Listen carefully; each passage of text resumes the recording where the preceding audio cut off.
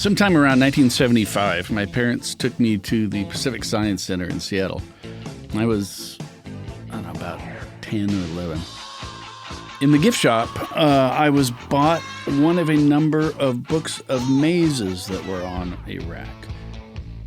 I began making my own, but they would be limited by the size of a regular sheet of paper, using unlined paper. And so at the Boeing surplus store, the Bucky Beaver was the mascot there, my folks bought me a roll of butcher paper, 10.5 inches wide. Now, my maze would be unfettered. So as an 11, 12-year-old, I draw the maze with a mechanical pencil, usually on a TV tray in my parents' living room as they watched All in the Family and the Mary Tyler Moore Show.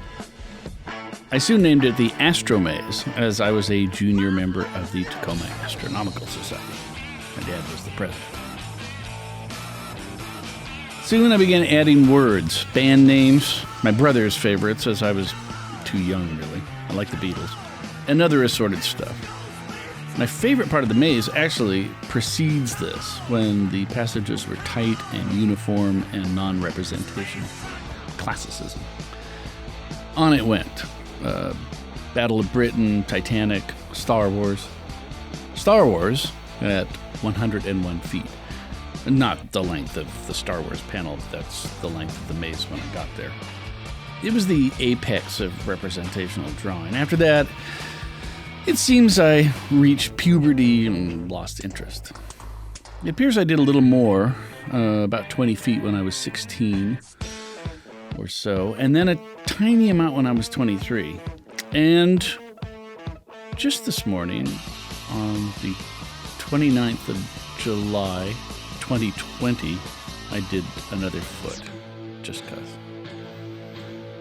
But it's been consigned to my mother's basement since then, but there is one way, and only one way, to get through it from beginning to end.